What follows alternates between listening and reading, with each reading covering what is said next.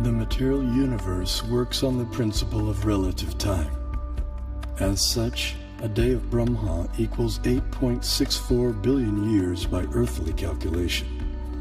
Since Brahma has passed half of his lifetime thus far, the age of our universe turns out to be approximately 155 trillion years. After another Brahma century, he stirs, recomposes himself, and begins again to dream the great cosmic lotus dream. Here we behold a form of the superintelligent being Vishnu, reclining in mystic slumber amid the causal ocean. When he exhales, millions of universes issue from his body and expand, until he inhales when all the universes return within him. The universe is a sphere encased by successive coverings of the elements earth, water, fire, air, ether, intelligence, and ego. As a coconut has its hard outer shell and inner liquid, so the universe has its outer coverings and an inner space half filled with ocean water. On that ocean, another Vishnu expansion reclined on a serpent bed while being massaged by his consort Lakshmi.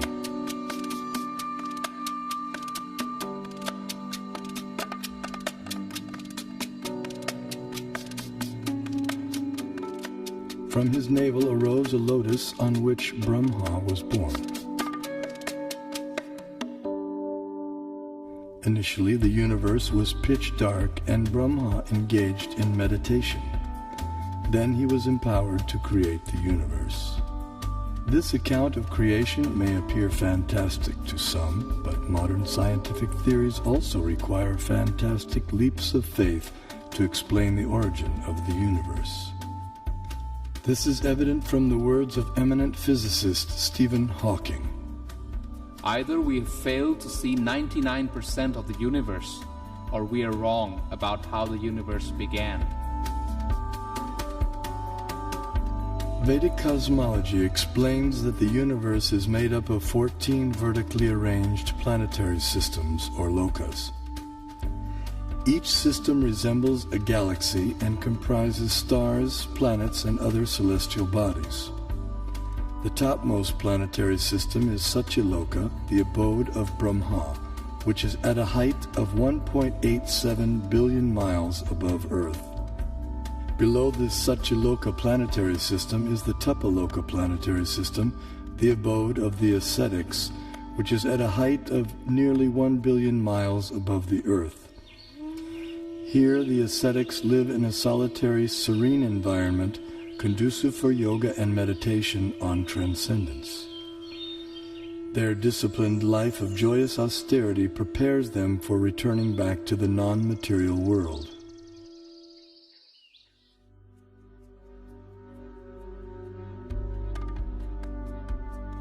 As we move down from Tapaloka, we pass through Maharloka and Janaloka until we reach the Svargaloka planetary system, also known as heaven.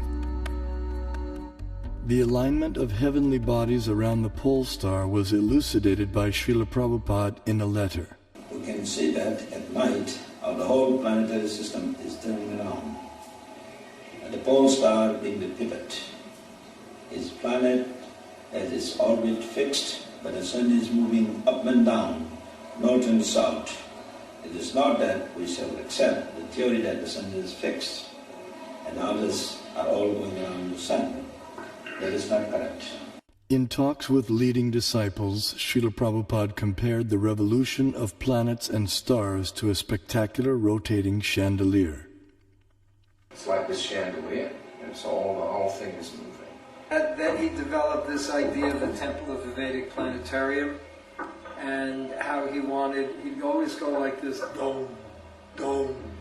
He'd hold his hand like that, and he'd say, and then from the center of the dome, a chandelier, which shows the planets according to the Vedic version. Some spectacular kind of chandelier. This planet is a star, is rotating from east to west. And it is hanging like the chandelier, taking shelter of the pole star. That we can see every night. That the pole star or the North Star remains fixed and does not orbit in the sky is well known to astronomers and sailors alike. Less known is the fact that the pole star rotates powerfully on its own axis. The ancient Vedic text called Matsya Purana explains, the planets and stars are all attached to the pole star by invisible astral cords of wind called pravaha. The revolution of the pole star causes the orbital motion of other planets and stars. Through meditation, yogic astronomers visualize the planets and stars as different parts of the body of Shishumar, the transcendental dolphin. The pole star, the topmost of the heavenly planets, is like the capital of the middle universe. Here, the third form of Vishnu resides on an ocean of milk. In times of universal disturbances, the demigods headed by Brahma come here to appeal for help. The pole star is also the abode of Dhruva, a pure and exalted devotee of the Lord.